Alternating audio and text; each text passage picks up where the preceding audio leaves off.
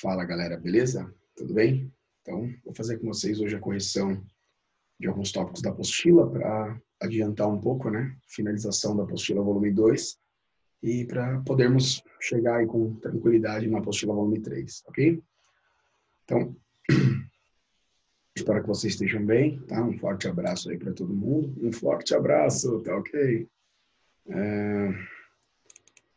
Pegando aqui então a apostilinha de vocês, vou dar um F11 aqui na tela para dar uma ampliada, vamos dizer assim. Muito bom. Opa. Sei lá o que aconteceu aqui, mas tudo bem. Seguinte, galera. Nós estamos falando de economia, né, no continente europeu. De forma geral, já fiz a explicação do todo, né, de forma geral. Tá? E aí vou dar uma passeada com vocês pela apostila. O que for possível, né, a gente vai... Opa, já voltei demais. A gente vai ir complementando, né, de acordo com os tópicos que estiverem no livro de vocês, tá? Então, deixa eu só chegar no ponto correto aqui.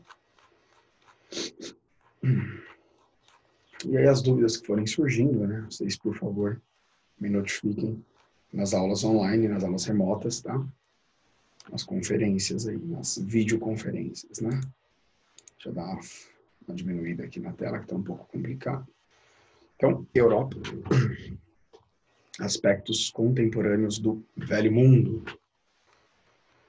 Bom, para começo de conversa, você já tem aí um exercício. Quais características econômicas da Europa você consegue identificar, né? A Europa tem uma economia dinâmica, né? Os países ocidentais são países altamente industrializados, desenvolvidos, tá? Então, importante isso. Uma das imagens representa a principal fonte de energia utilizada na economia europeia. Identifique. Então, uma usina nuclear, né? França, Alemanha, vários desses países, Noruega, utilizam energia nuclear como fonte principal de energia, tá?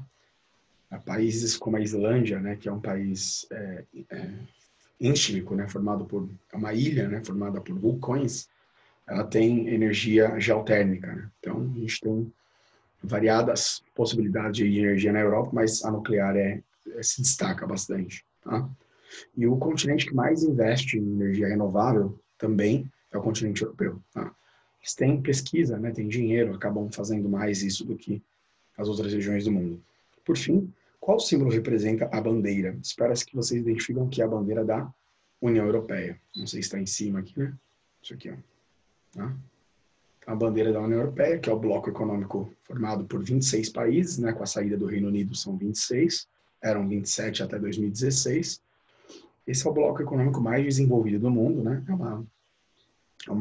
Estão no 5º nível de integração, que seria então uma união política, econômica e monetária. Moeda única, né? Governo supranacional, livre transição de mercadorias, pessoas, patentes, tecnologias, né? E assim por diante. Tá? Bom, pecuária, falei bastante para vocês, né? A presença da pecuária intensiva e semi-extensiva, uma agropecuária de alta produtividade, alto desempenho, né? Com cruzamento de raças, utilização de métodos extremamente modernos, né? Elevada mecanização, uma vez que o relevo da Europa é um relevo de planície, tá? Então, não vou ficar lendo o texto aqui com vocês, tá? Mas é importante dar uma revisada. Cadê a questão? Tem alguma questão aqui? Acho que não. Então, nessa questão 2 aqui, tem a questão 1 aqui, né? Na página 41, apesar da Europa possuir países altamente industrializados e urbanizados, o mapa da página 40 representa a especialização de outras atividades econômicas. Quais são elas? Jogo de dama, né? Pelo amor de Deus, né? Agropecuária, correto? Vocês estão vendo aí os principais produtos, tal, né? As regiões mais produtivas, por aí vai. 2. Uso de tecnologias. O uso de tecnologias promove um aumento de produtividade agropecuária. O uso intenso do solo, no entanto, também está associado a dimensões do território europeu. Assim, explique a relação entre as dimensões do continente europeu e a adoção de modernas tecnologias na produção agropecuária. Gente, a minha apostila, ela vai trazer uma resposta assim bem formal, né? Mas, de forma geral, o relevo do continente europeu é um relevo com predominantemente formado por planícies, né, uma área plana e fértil, né, são solos em geral férteis. Então, exceto pelo clima, né, que nós temos principalmente no centro-norte da Europa para cima, um clima mais continental, mais frio, né, e predominantemente um clima temperado. Mas para cereais, para pecuária, é um clima extremamente positivo, tá? Então, trigo, girassol, canola, enfim, nós temos inúmeros cultivos, tanto que até mostrei no vídeo para vocês, que mostra que há um programa agrícola europeu comum que visa incentivar, né, os produtores nacionais do continente europeu para evitar comprar produto de fora, tá? Então, eles fazem uma agricultura muito bem feita, com subsídio governamental, tal, por aí vai, né? Vou só selecionando aqui para vocês, não dá para selecionar. Devido às reduzidas dimensões do continente, pouco maior que o Brasil, associadas às grandes concentrações demográficas, é necessário otimizar ao máximo o uso da terra. Gente, isso é básico, né? Então, vocês já sabem que são 10,5 milhões de quilômetros, divididos em 50 países, e são países relativamente pequenos. Ou seja, caso eles queiram, de fato, explorar de forma produtiva, né, o solo, precisam usar técnicas, precisam cuidar do solo, né, rotação de culturas, sistema de terraceamento, né, para evitar erosão, enfim, sistema de descanso, né, para que o solo possa se recuperar das safras e tal, tudo isso evitando um desgaste acelerado do solo e otimizando, então, alcançando uma maior produtividade, tá? Beleza? Que tópico que é esse aqui? Geografia no cotidiano. Muito bom. Área plantada com transgênicos no mundo, tá? Então vejam que os Estados Unidos e o Brasil são os dois maiores produtores de produtos transgênicos do mundo, tá? Seguido pela Argentina, ok? Seguido pelo Canadá e depois Índia, tá?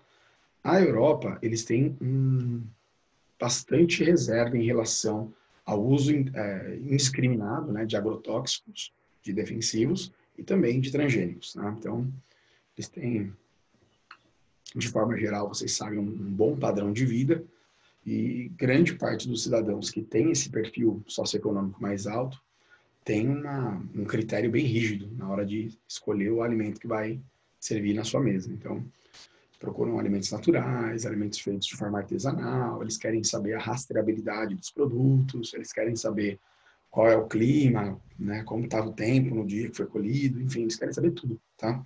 Tanto que um dos entraves para a agropecuária brasileira vender, né, fornecer mais produtos na Europa, no Japão, países desenvolvidos, é a rastreabilidade, tá? Porque esses países que têm um padrão de consumo maior, eles querem realmente conhecer as características de clima, da mão de obra, semente, eles querem realmente saber qual foi o processo utilizado para produzir, tá? Antes de comprar. Então, eles são bem radicais nesse sentido. Eu acho que eles são muito sérios, né, nessa questão, tá? E tem condições de fazer isso, tem dinheiro para fazer isso. Nós aqui na América Latina, na Ásia, nós não temos esse dinheiro, então a gente compra o que tiver e ponto final, né? De forma geral, tá? Compare os dados do mapa sobre a área plantada com transgênicos no mundo e responda: qual a situação dos países europeus em relação ao uso de transgênicos? A Europa praticamente não adota transgênicos, com exceção de Portugal e Espanha, tá?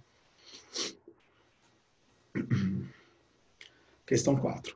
Comparando o que você já aprendeu sobre o funcionamento do comércio globalizado e os objetivos da Organização Mundial do Comércio, que visa regular, né, as transações comerciais entre os países, né, países ricos, países pobres, como que vai se desenvolver, né, as relações comerciais. A OMS cuida disso, tá? Então, ela busca principalmente minimizar conflitos, né, relacionados às taxas, relacionados aos pagamentos de transações comerciais entre países, tá? A política de subsídios da União Europeia atende aos princípios defendidos por esse órgão? Não, tá, gente? Ela se choca. Por quê? Porque a Europa é um continente predominantemente desenvolvido, tá? Com produtos industrializados, de alta tecnologia. E os países da África, América Latina, Ásia, são países, obviamente, menos desenvolvidos. Então, na relação comercial, nós compramos deles o quê? Compramos carros, compramos computadores, compramos tecnologia de forma geral, remédios e por aí vai.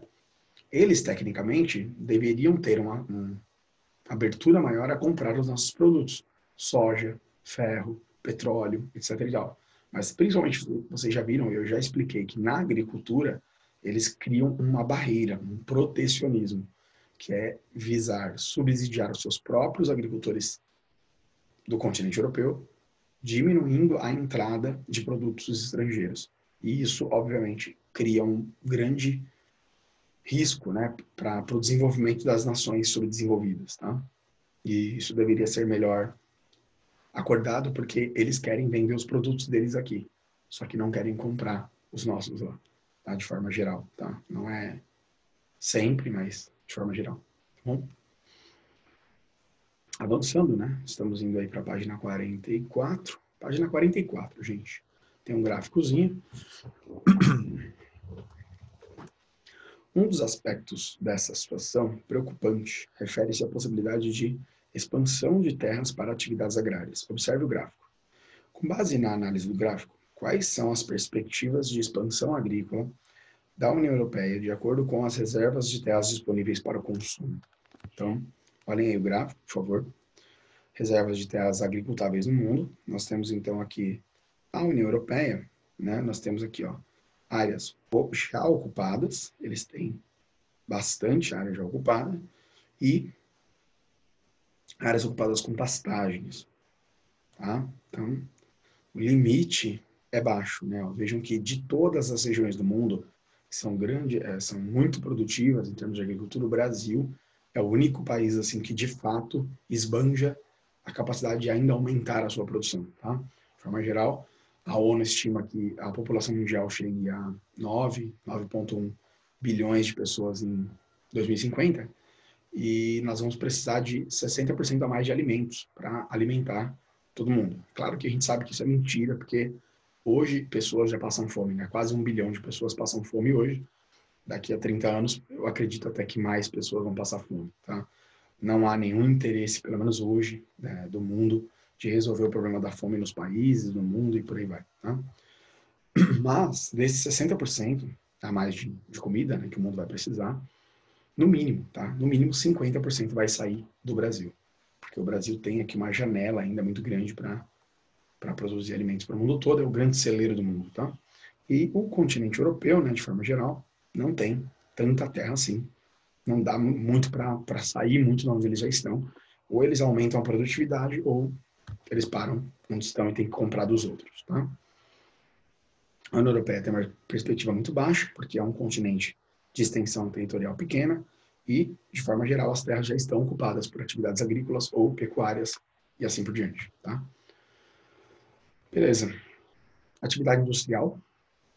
Vou fazer 2 aulas, tá, gente? Eu faço uma aula respondendo só exercícios gerais e depois eu faço uma fazendo lá o mapa mental e eu aplicando do final, tá?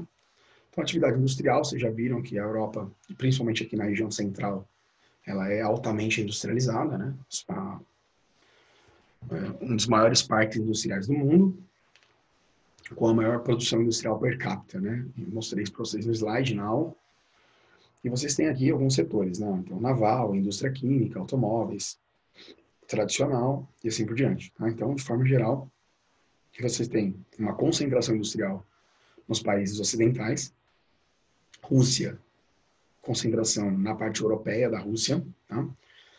E vocês têm uma variedade muito grande de atividades industriais, vão desde mineração, indústria de base, até, né, indústria automobilística, química, farmacêutica, espacial, telecomunicações e assim por diante. Lembrando que ao longo de todo o continente europeu você vai ter vários tecnopolos, ou seja, grandes centros universitários de pesquisa estão desenvolvendo pesquisas para novos produtos, novas tecnologias, centros de decisão, marketing, né? Centros financeiros, ok, que vão financiar atividades no mundo todo, indústrias multinacionais que estão presentes na Europa, estão presentes no mundo e assim por diante. Tá? Pegando a primeira questão aqui já na página 45, no volume 1, verificamos a possibilidade de dividir a Europa em ocidental e oriental. A partir desse critério, localize as principais concentrações industriais dessas regiões. Então, na parte ocidental se destacam a Inglaterra, França, Alemanha, Países Baixos e Itália, e na oriental chamam a atenção as concentrações da Ucrânia e da Rússia, que seriam, então, ex-repúblicas soviéticas, né, que tem alguns parques industriais não tão desenvolvidos quanto a Europa Ocidental, mas presentes no leste europeu. Tá? Esse outro mapa é bem interessante, né? Principais jazidas minerais de recursos energéticos do continente europeu. Falei bastante disso na aula, né? Então, vocês têm cobre, chumbo, magnésio, mercúrio, né? E assim por diante. Então, vendo aí as regiões, ó, petróleo no Mar do Norte, já tinha falado bastante sobre isso, né? Gás natural, a Rússia, ela é produtora de 25% do gás natural do mundo, tá? O ferro, a Suécia, é muito forte nessa questão do aço, né? Vamos dar uma olhada aqui. Bom, acho que de forma geral isso, né? Então, analisando esse mapa, né, na página 45, faça uma análise dos dados apresentados no mapa e estabeleça uma relação entre eles. Então, ó, proximidade entre as manchas industriais e as reservas minerais, ou seja, os parques industriais da Europa, em geral, estão próximos aos recursos minerais e energéticos, tudo bem? Uma vez que já são retirados e passam a ser processados nos parques industriais europeus, tá bom? Lá na página 46, a indústria siderúrgica está, na maior parte dos casos, associada à proximidade ao uso de reservas de carvão mineral. Pesquise e anote no caderno a relação entre o carvão mineral e a indústria siderúrgica. Gente, o carvão mineral é a fonte de energia mais utilizada no mundo até hoje, né? Juntando o carvão mineral com derivados do petróleo, né, que nós chamamos de combustíveis fósseis, representam mais de 60%, 70% da matriz energética industrial do mundo.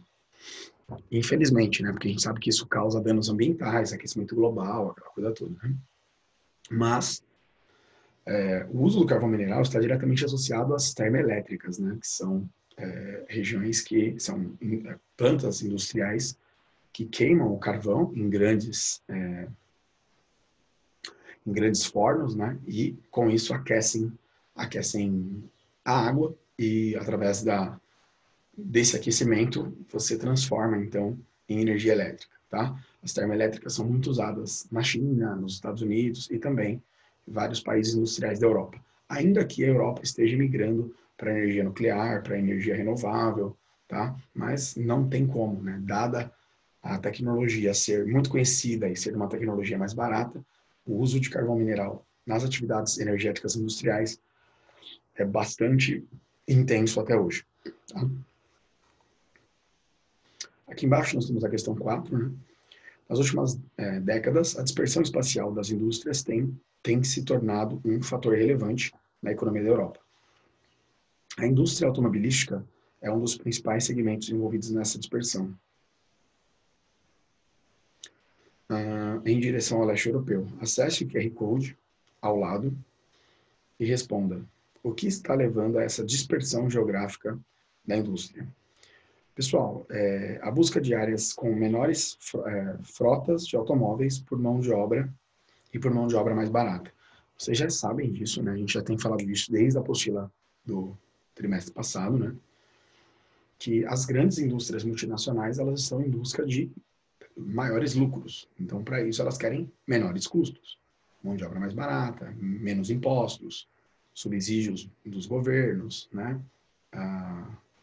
Leis ambientais mais brandas, né? Mais lights.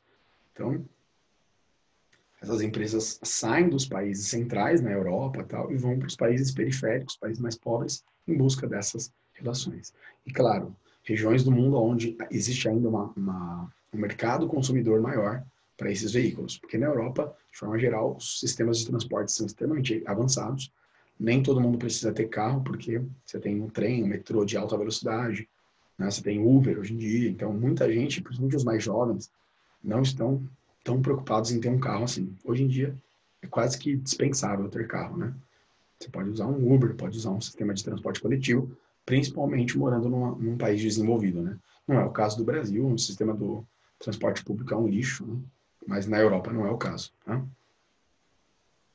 Aí vocês têm um gráficozinho, né? Ou a população economicamente ativa, empregada na indústria na Europa. Então vocês têm aí uma boa parcela da população, tá? empregada em atividades industriais. Tá? E aí a questão 5, observe o gráfico no fim da página anterior e responda.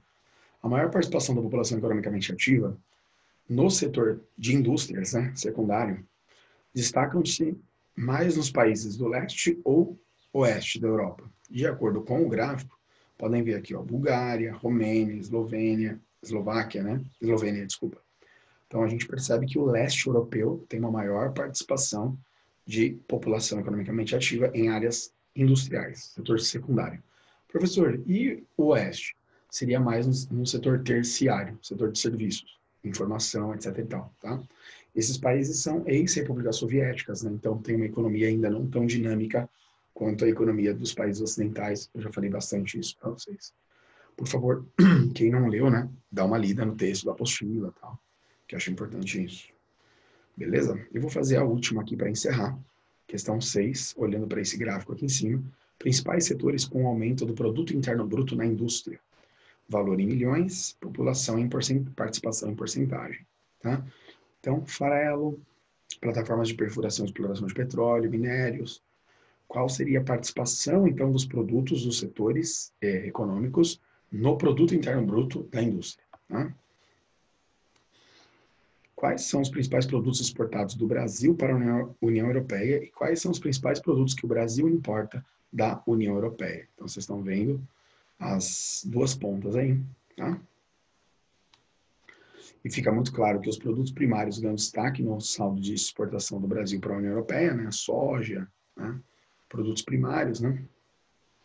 Enquanto os medicamentos, produtos manufaturados e automóveis são os principais produtos. Vejam que nós temos, então, uma relação de déficit comercial, porque os produtos manufaturados, industrializados, eles têm um valor muito maior do que os produtos primários. Então, nessa balança, o Brasil acaba sempre perdendo em valor. Então, o que a gente compra deles, a gente gasta mais do que aquilo que a gente vende para eles.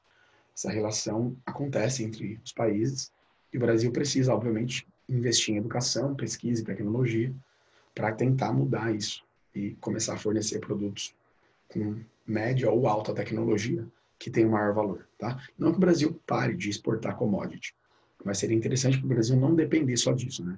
Poder produzir também produtos industrializados aqui. Gente, é isso. Eu paro por aqui. Na próxima aula a gente vai pro aplicando, tá? E finalizar então essa apostilinha de vocês. Espero que vocês tenham curtido a aula. Qualquer dúvida me procurem. Um abraço.